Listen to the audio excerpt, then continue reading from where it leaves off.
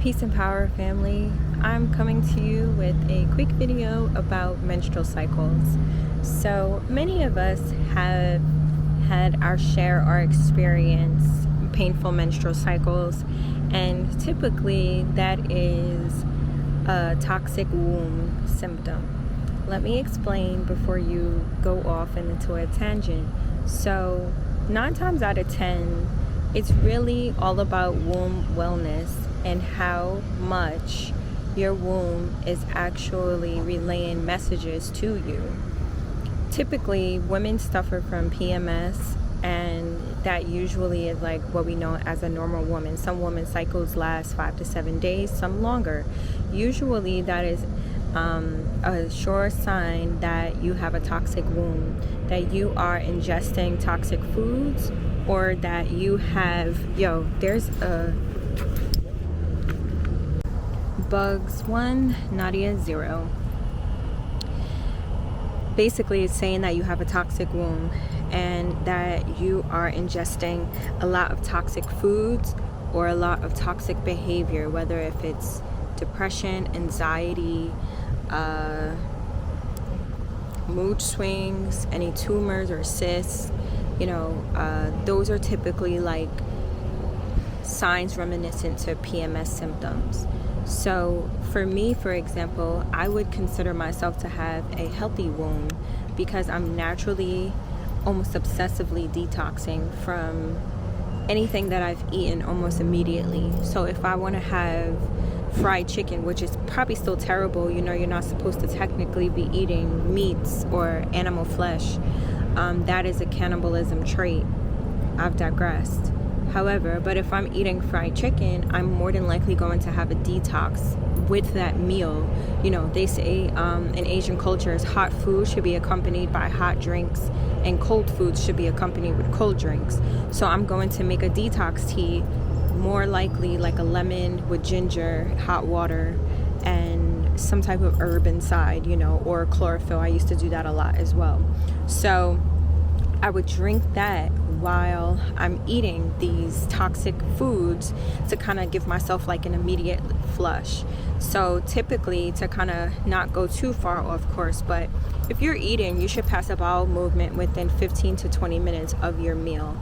If it's not that rapid, that means that it is a slow process going through your colon system, which also can mean that if you're not passing bowel movements as often, then you actually have backed up movements in your body. So if you're eating 21 meals per week, then you should also have at least 14 bowel movements for that week. A lot of people only go to the bathroom once a day. I'm very regular, so any meal that I do eat, I'm literally that 15 to 20 minute person. But like I mentioned before, I only have 1 meal per day and 2 smoothies, which are my other meals for the day. And whatever my first physical meal is, I'll have a bowel movement for that. And sometimes even when I have a smoothie, I'll still have a bowel movement. Just some excess things that were stopped up for whatever reason. I noticed that if I'm eating starches, I'll have several bowel movements, but I've digressed for days. So usually when a woman is bleeding, there can be like heavy blood flows. Like if you go to the stores, right, back in the day when I used to use tampons and pads, they'll have them based upon your flow, right? So you have light, regular, heavy, super heavy flows. So people realized that their flows were extremely heavy, and they didn't realize why these flows were heavy. But 9 times out of 10, these flows are heavy because of the toxic products that they're actually using. So when I was in Paris with friends, one of the ladies that accompanied us on the trip was using a menstrual cup. And since that time, all of us on the trip was asking her a million questions about the menstrual cup. She had been using it for like a couple months at that time. And I've since then adopted that. I haven't been to Paris since 2016? I think 2016, 2017. child, it was either 2016 or 2018. Long story short, I've been using the menstrual cup for at least 5 years now, right? And what's so interesting about that, the menstrual cup is good for 10 years. So I have 2 light menstrual cups and 1 heavy menstrual cup. I have a video from 2 years ago, maybe 3 years ago at this time. It's the same cup. So every month that my cycle starts, I typically will boil it with hot water and let it sit and steam and do its thing. One of my girlfriends who I've encouraged to start using the cup, she's used hers to clean with baking soda. And the thing is, like, if you're not cleansing your cup, then you'll be more susceptible to yeast infections and things of that nature.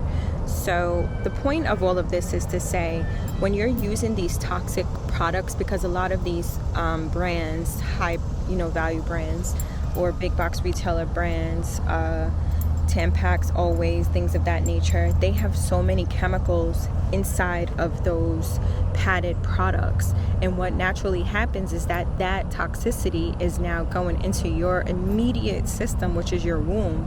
So now your flow is appearing to be heavy or super heavy, when in reality it's probably not even that much. And what I love the most about using a menstrual cup is that you can actually see how much you're bleeding every single month, so that you know if you're in a healthy phase or not. So one thing that I've been learning just studying these products and menstrual cycles and so on and so forth is that depending on how much you are bleeding is indicative to how much you're actually truly healthy. So over the years, I went from having, like, probably in my 20s, like a 7-day cycle when I was probably the most toxic internally before I went pescatarian. I was eating your pork fried rice, your beef and broccolis, at the store, lots of crab legs, and, just foods that were completely toxic to your body, eating out all the time, fast foods, the Burger Kings, the Wendy's, these types of products that were harmful to your body, let alone your womb. And, it's really important to want to detox your body and detox your womb, because your environment, your body, and what you're putting into your body can all have an effect on your womb, whether if that be socially, physically, and also verbally. How is your true personality? How do you treat other people? How do you talk to other people?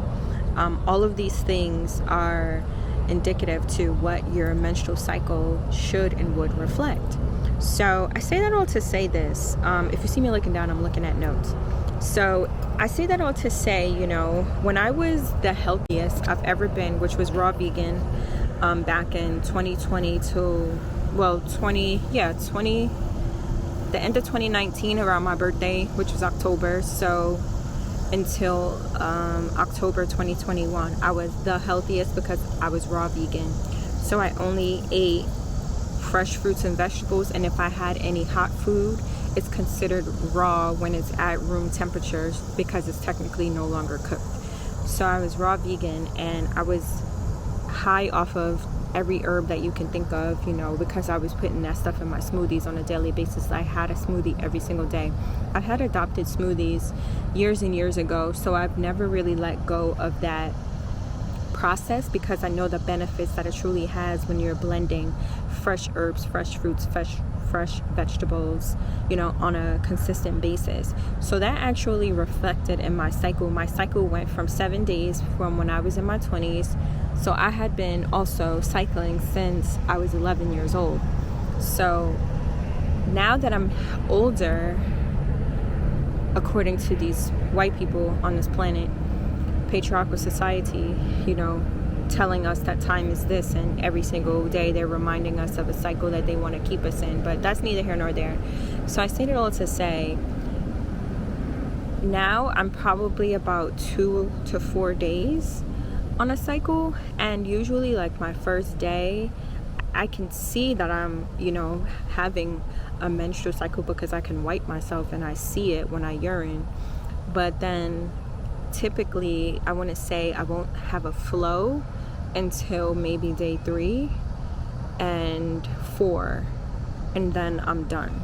You know what I mean? I wouldn't even really have much of a show of a cycle on that second day. It's just weird. So the first day I'll see it when I wipe. Second day, still kind of, but not really. Third and fourth day, you'll see physical, blood flow. And then the fifth day, it's barely anything again, which is to me kind of cool because I've witnessed my cycle change over the years. Me still using a menstrual cup, I see how much I'm bleeding. My last cycle, I had some blood clots. I think it was mostly because my cycle was delayed about 9 days, which has kind of been funny lately because as I'm aging, it's becoming a little irregular, whereas my entire life, up until this past year, me being in the country, I have to hurry up 20%. Me being in the country, my cycle has been fairly normal. I can literally count to the exact day of when it will come and when it will finish. Now it's kind of like in between 26 to 29 days. And it's not unsettling. I guess it's just, it tells me where I am mentally a lot of times and what I kind of encountered or what I ate. So a lot of times I will avoid anything sweet, any sugars, except for natural fruits and vegetables and herbs and things of that nature the entire week before my cycle, because I don't want to deal with cramps. I haven't dealt with menstrual cramps since I was a kid, like 6th, 7th, 8th grade, and I did a watermelon cleanse last month, so I felt like that was so, oh my god, yo, I have like a whole bunch of spiders and ants and bugs like following me right now, and they stressing me out because they're like clear, so you don't even know that they're on your physical avatar or just in your way. It's driving me crazy. So I had been cleansing, and that actually gave me like some cramps on that first day, and I was man down, like bad, throwing up, and I'm like, this has happened twice. So it happened for May and it happened in June.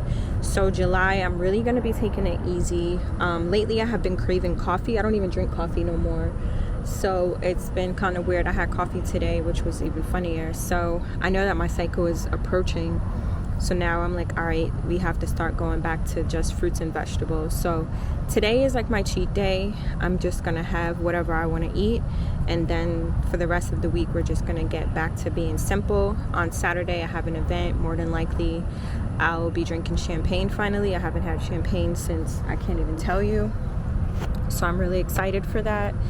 And that is probably going to cause me to have a crazy menstrual cycle coming up. But I say that all to say this, there's balance in these things. But, when you have these frequent problems and issues with your cycle, 9 times out of 10, you have to reverse these things and try to fill your life with love, wellness, high vibrations, and think about what it is that you're putting into your body in order to alter your cycle. So I encourage you to do so expeditiously, because this also can go for men and women. Like, we called it spunk at one point. I don't want to be involved with a man with toxic spunk. Like if you are a smoker, especially heavy smoker, whether if it be cigarettes or weed, probably have toxic spunk. When it comes to cleansing your aura in your body, what kind of foods are you eating? When's the last time have you done a detox? Do you do a cleanse? How often do you cleanse? These are questions for men that you should be asking, because I only want to deal with high vibration individuals. People love, island foods and all that kind of stuff like that, which is perfectly fine. That's your forte, but how often are you equally cleansing those products and detoxing from those products? As a melanated people, we have toxic eating habits, and it's really up to us to get as late as possible with the sun heating up. So again, make sure that you're dealing with men who have high vibrational lifestyles in order to avoid that energy being transferred to you in your womb, because that's the first thing that you're going to absorb is that toxicity. So imagine if you have toxic wombs and that person has toxic spunk.